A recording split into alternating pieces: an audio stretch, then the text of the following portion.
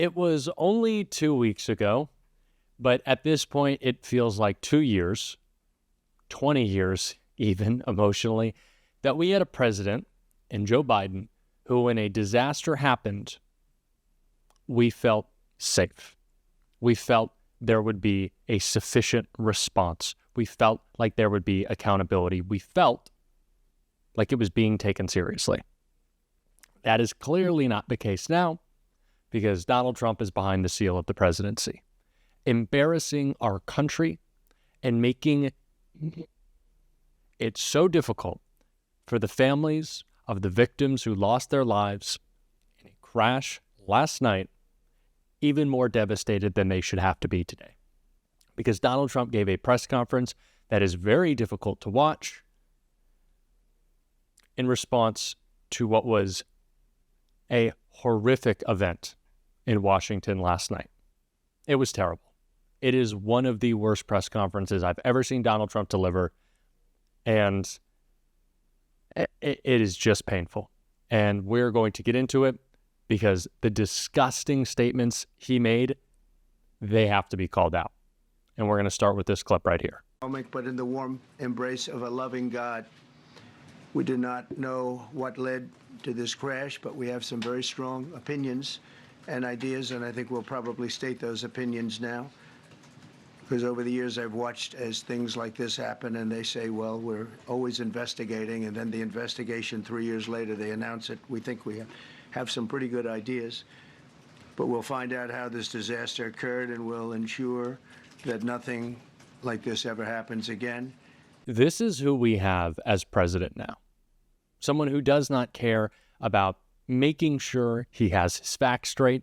We already did this in a crisis during COVID. Didn't care about the facts, didn't care about people's safety, didn't care about how people felt, how they would react, the chaos you would cause even more in a crisis. We're going to start stating opinions because I don't like to wait for the facts. I'm too impatient. And now he's just blabbering on. And what do you think Donald Trump's opinions on the crash were?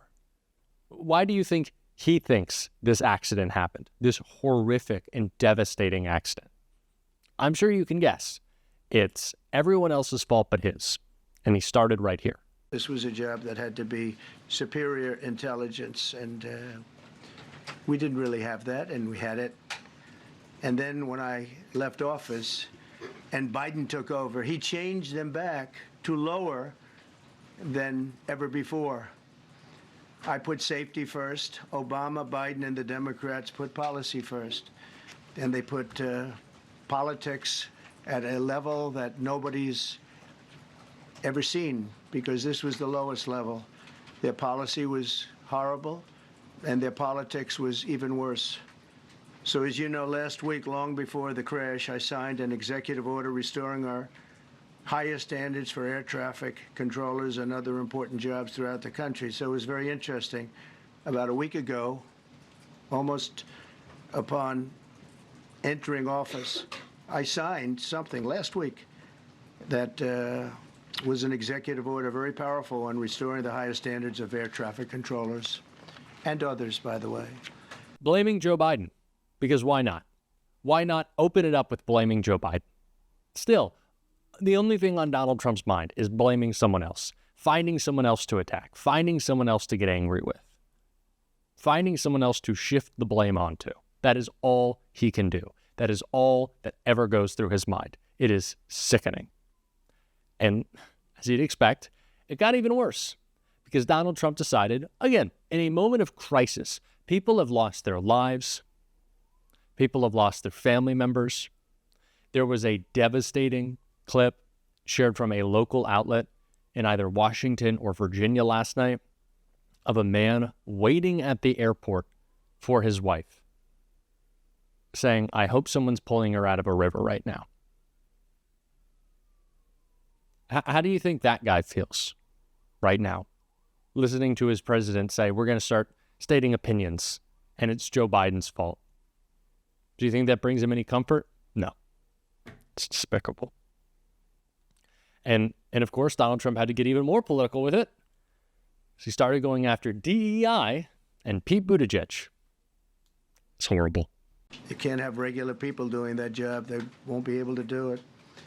But we'll restore faith in American air travel. I'll have more to say about that. I do want to point out that various articles that appeared prior to my entering office, and here's one. The FAA's diversity push includes focus on hiring people with severe intellectual and psychiatric disabilities. That is amazing. And then it says FAA says people with severe disabilities are most underrepresented segment of the workforce, and they want them in, and they want them, they can be air traffic controllers. I don't think so.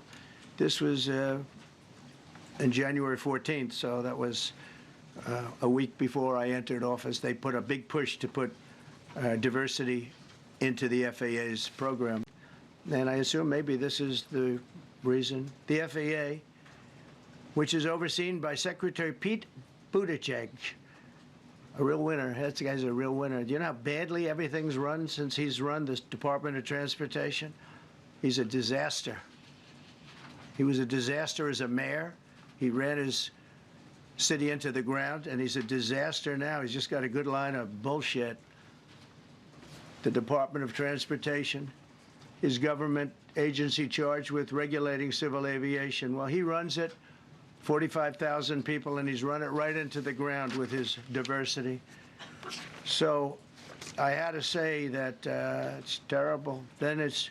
We don't even yet know the names of the 67 people who were killed, and you are blaming Democrats and DEI policies and air traffic control and seemingly the member of the U.S. military who was flying that Black Hawk helicopter. Don't you think you're getting ahead of the investigation right now? No, I don't think so at all. I don't think were the names of the people. You mean the names of the people that are on the plane? You think that's going to make a difference? Does it comfort their families? They are a group of people that have lost their lives.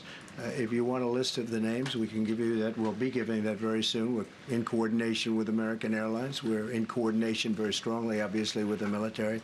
But I think that's not a very smart question. But are you I'm surprised coming from you. Are you blaming air traffic? I really don't know how much worse it could get than this. I don't know how much lower he can get than this. What it reminds me of is after the horrific hurricane that ravaged North Carolina, Donald Trump went to one of the many towns affected that was still in the middle of recovering. And Donald Trump's presence as a former president at the time and actively running for president meant roads had to be shut down. There was security detail everywhere. It was causing problems in this town because Donald Trump was there. And he gave his little press conference, little press briefing. And around his podium, he used the bricks from a building that had been torn to pieces, had crumbled, to make a little wall around him. That's what his staff set up for him. Using a disaster for his own political stunt is all this man knows. And to bring up DEI right now is despicable. It's despicable. This man, he is the one who is wholly unqualified to be doing this job. He is the one who has no place leading up our country in any situation, not even to begin a disaster. And his anger and his political attacks have led us to a point where we are unprepared. Listen to what he had to say right here. We will state certain opinions, however. I'm also immediately appointing an acting commissioner to the FAA, Christopher Rocheleau, a 22-year veteran of the agency, highly respected. Christopher, thank you very much. Appreciate it. We must have only the highest standards for those who work in our aviation system. I changed the Obama standards from very mediocre at best to extraordinary. You remember that. Only the highest aptitude, they have to be the highest intellect and psychologically superior people were allowed to qualify for air traffic controllers. That was not so prior to getting there. When I arrived in 2016, I made that change very early on because I always felt this was a job that, and other jobs too, but this was a job that had to be superior intelligence. Donald Trump named an acting FAA director. Why do you think he had to do that? Well, because he fired the last one at Elon Musk's instruction.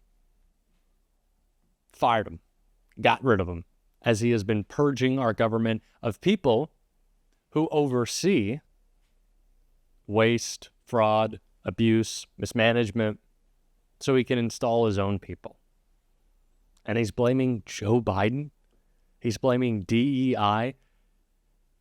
Donald Trump has been making the most unqualified nominees for his cabinet. He's been appointing these people. And he's saying it's the Democratic policy, it's wokeness. What are you talking about? And one of those DEI hires, and Pete Hegseth, a DUI hire, had some thoughts right here. But I want to echo what the Transportation Secretary and you, Mr. President, said, because it pertains to the DOD as well. We will have the best and brightest in every position possible. As you said in your inaugural, it is colorblind and merit-based.